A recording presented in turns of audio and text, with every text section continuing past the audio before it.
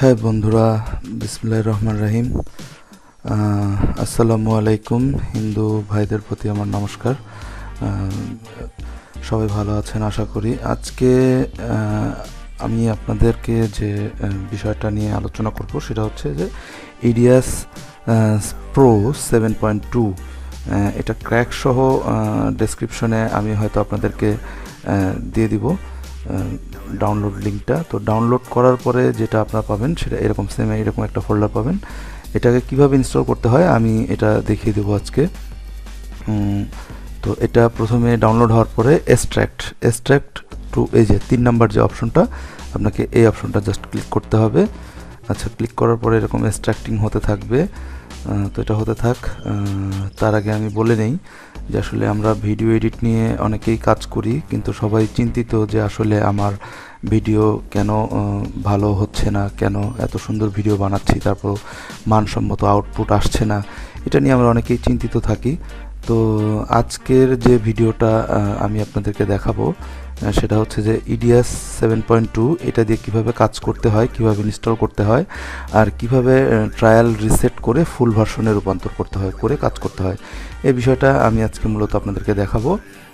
তো এটা নিয়েই আজকে আমার এই ভিডিওটা, সবাই মনোযোগ সহকারে দেখবেন ইনশাল্লাহ। এখন যেটা করতে হবে আপনাদের, এক্সট্র্যাক্ট হয়ে গেলে সেম এরকম একটা ফোল্ডার আসবে ডেস্কটপে। হ্যাঁ, তো ফোল্ডারটা আমরা ওপেন করব। ওপেন করার পরে এরকম প্রথমে আমরা পাবো কুইক টাইম। হ্যাঁ, কুইক টাইম ফোল্ডারটা ওপেন করব। এই যে কুইক টাইম ইনস্টলার, এটাকে আমরা ডবল ক্লিক করে অথবা এই যে ওপেন বাটনে ক্লিক করে আমরা রান করাবো। হ্যাঁ, মনে রাখতে হবে এটা যখন আপনি কাজ করবেন, রান করাবেন, তখন কিন্তু আপনার ডাটা কানেকশনটা, ইন্টারনেট কানেকশনটা কিন্তু অফ রাখতে হবে। হ্যাঁ, আচ্ছা, তারপরে নেক্সট দিয়ে আমরা যে টাইপিক্যাল ইনস্টল, হ্যাঁ, ইনস্টল দিয়ে আমরা ইনস্টল করে নেব এই সফটওয়্যারটা। কুইক টাইম 7 ইনস্টল হতে থাকবে।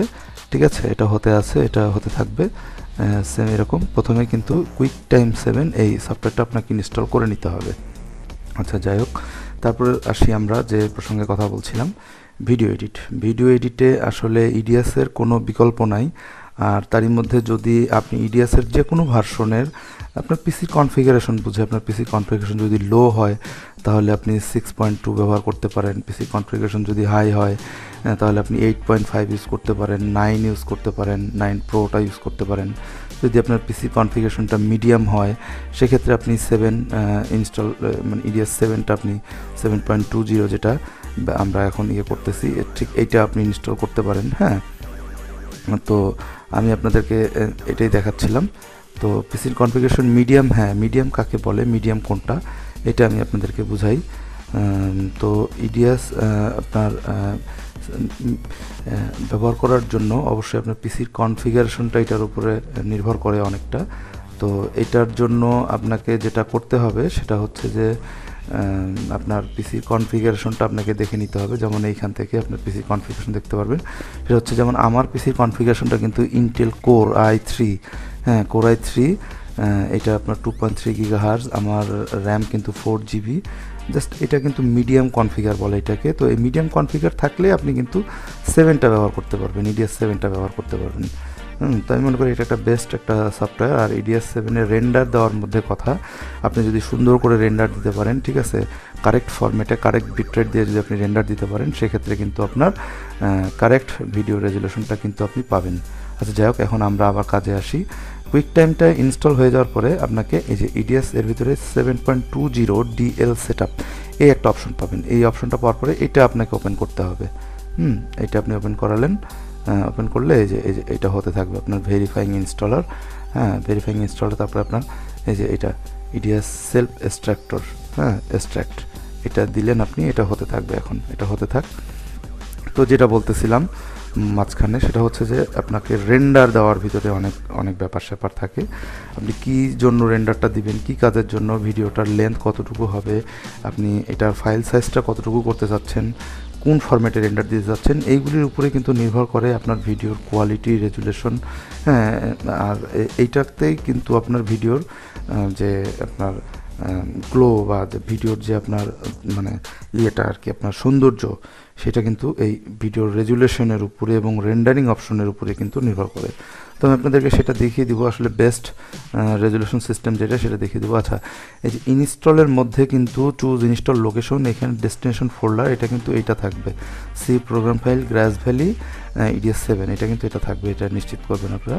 তারপর নেক্সট, হ্যাঁ নেক্সট, এই যে ডাইরেক্ট টেক্স, এটা চাইলে আপনি দিতে পারেন, না চাইলে আপনি নাও দিতে পারেন। তো আপনি নেক্সট দিয়ে আমরা নিই, আবার ডাইরেক্ট টেক্সটটা চাইলে আপনি দিয়েও নিতে পারেন, তো আমি দিয়ে নিলাম। Install for all user, okay.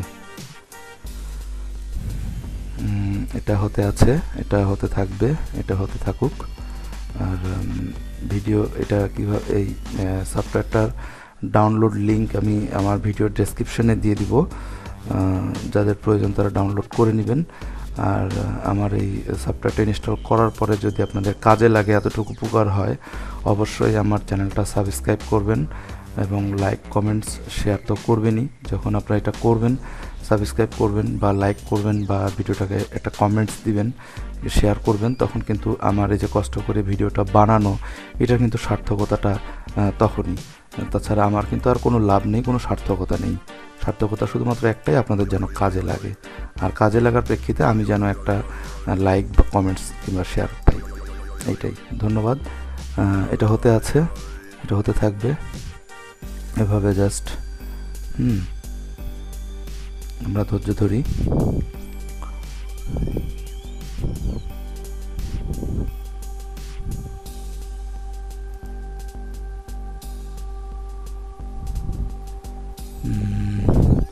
Install DirectX run time, এটা হচ্ছে, তো এটা হোক।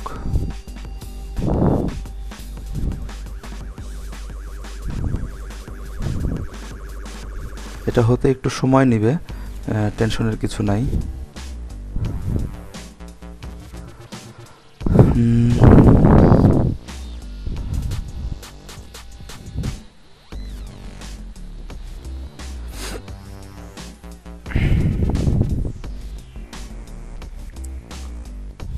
এটা একটু ভারী সফটওয়্যার, যার কারণে সময়টা নিচ্ছে, আপনারা এটা সময় নিতেই পারে, এটা স্বাভাবিক।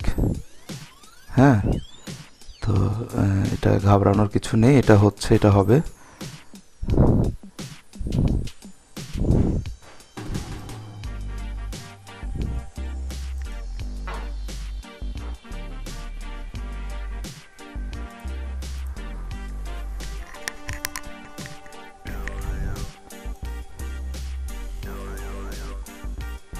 হ্যাঁ বন্ধুরা, আপনারা দেখতে পাচ্ছেন এটা কাজ করছে। তো এটা যেহেতু অনেক ভারী একটা সফটওয়্যার, আমি মনে করি যে ভিডিও এডিটের জগতে প্রফেশনাল একটা সফটওয়্যার, সেহেতু এটা একটু ভারী হবে, এটি স্বাভাবিক। আর মেশিনের কনফিগারেশনের উপরে অনেক সময় জাম হয়, যার কারণে ইনস্টলে একটু দেরি হতে পারে অনেকের। তো এটা টেনশনের কিছু নেই, দেরি হলেই যে সফটওয়্যারটা অনেক ভারী হবে, আপনার কাজ করবে না, স্লো কাজ করবে, এটা ভুল। তো এটা একটা টিপ থাকবে, open the web page to register user information, এই টিপটা কিন্তু আপনারা তুলে দিবেন। হ্যাঁ, যেহেতু আমরা অনলাইন থেকে রেজিস্ট্রেশন করব না, রেজিস্ট্রেশনটা আমরা পরে করব, সেহেতু আপনি এটা তুলে দেবেন, তুলে দিয়ে আপনি নেক্সট, ব্যাস আপনার এটা হয়ে গেল। এখন আপনার এটা রিবুট চাইবে, হ্যাঁ, রিবুট মাই কম্পিউটার নাও। তো আপনি এটা নাও দিতে পারেন, আপনি এটা I want to reboot my computer letter, আমি পরে রিবুট করতে যাচ্ছি, মানে রেজিস্টারটা পরে দিতে যাচ্ছি, ফিনিশ। হ্যাঁ, ফিনিশ হয়ে গেল। হ্যাঁ বন্ধুরা, এবার আমরা আসবো পরের বিষয়ে। পরের যে বিষয়টা, আমরা ইনস্টল হয়ে যাওয়ার পরে আমরা কিন্তু কম্পিউটারটাকে রিস্টার্ট দিয়েছিলাম। রিস্টার্ট দেওয়ার পরে আপনার কিন্তু এই যে ইনস্টল হয়ে গেছে Edius 7, এরকম একটা কিন্তু আপনার আইকন কিন্তু আপনার ডেস্কটপে চলে আসবে। আচ্ছা, সেই সাথে এখন আমরা দেখাবো কিভাবে এটা ট্রায়াল রিসেট করতে হয়, কিভাবে ট্রায়াল রিসেট করতে হয়। যাক, এটা আমি দেখাচ্ছি। এখন আমরা কেটে দেওয়ার পরে এখন আমরা ট্রায়ালটা রিসেট করব। ট্রায়াল রিসেট করার জন্য এই যে এইখানে আসার পরে আপনারা জাস্ট এই অ্যারো কিতে আসার পরে এইখানে এরকম একটা অপশন পাবেন, জিভি লাইসেন্স ম্যানেজার, এটাকে আমরা এক্সিট করে নিব। এবার টাস্ক ম্যানেজার, রাইট বাটন দিয়ে ক্লিক করে টাস্ক ম্যানেজারে আসলাম। টাস্ক ম্যানেজারে আসার পরে যে অ্যাপ্লিকেশন, প্রসেস, সার্ভিস, সার্ভিসে এসে আমরা কিবোর্ডে এফ বাটনে ক্লিক করব। এফ বাটনে ক্লিক করলে এই যে আমরা ফ্লেক্স নেট, হ্যাঁ ফ্লেক্স নেট এই ধরনের দুইটা আমরা অপশন পাবো। এটা স্টপ, রাইট বাটনে ক্লিক করে এটা স্টপ করব। এই যে এইটা রানিং আছে, এইটাও স্টপ করব। দুইটাই যখন স্টপ হয়ে গেল, হ্যাঁ অবশ্যই তিনটা কাজ করতে হবে। প্রথমে অ্যারো কি থেকে এখানে জিবি লাইসেন্স ম্যানেজার ওইটা এক্সিট করতে হবে, আর এখানে এসে ফ্লেক্স নেট এই দুইটা অপশনকে আপনার ইয়ে করতে হবে, কি বলে স্টপ করতে হবে। ঠিক আছে, আচ্ছা এটা যখন স্টপ হয়ে গেল, ব্যাস এখন টাস্ক ম্যানেজার দরকার নেই, এখন আমরা কেটে দিলাম। তারপরে আমরা ওই যে ইডিএসটা এক্সট্রাক্ট করেছিলাম এটার ভিতরে গিয়ে ট্রায়াল রিসেটে গিয়ে এখন এই যে ট্রায়াল রিসেট এই অপশনটা পাবেন। এটাকে রান অ্যাজ অ্যাডমিনিস্ট্রেটর অবশ্যই মনে রাখতে হবে, ডাটা কানেকশন বা ইন্টারনেট কানেকশন যেন অফ থাকে আপনাদের এটা করার সময়। এই যে স্ক্যান, ঠিক এই অপশনটাতে এসে স্ক্যান করার পরে এটা যে সার্চিং স্ক্যানিং হচ্ছে, সবগুলি অপশন স্ক্যানিং হচ্ছে।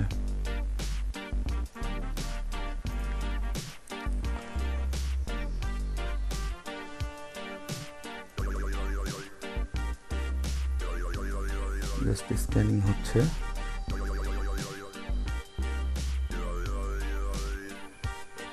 কি ফাউন্ড আর হয়তো নেই, সবগুলিকে আমরা রাইট বাটনে ক্লিক করব। ক্লিক করে এই যে ডিলেটার কি, আমরা কিগুলি ডিলিট করে দিব। এতে আপনার মেশিনের অন্য কোনো সমস্যা হবে না, জাস্ট শুধুমাত্র ইডিএসটা আপনার ফুল ভার্সন হয়ে যাবে। ইডিএসটা ফুল ভার্সন হয়ে যাবে। আমরা আবার একবার স্ক্যান দেব।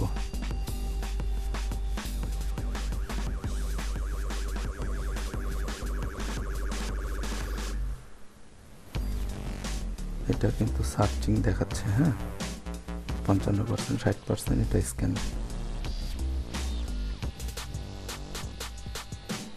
ঠিক আছে, তো আর নেই। এবার আমরা কম্পিউটারটাকে এখান থেকে রিস্টার্ট করে দিব।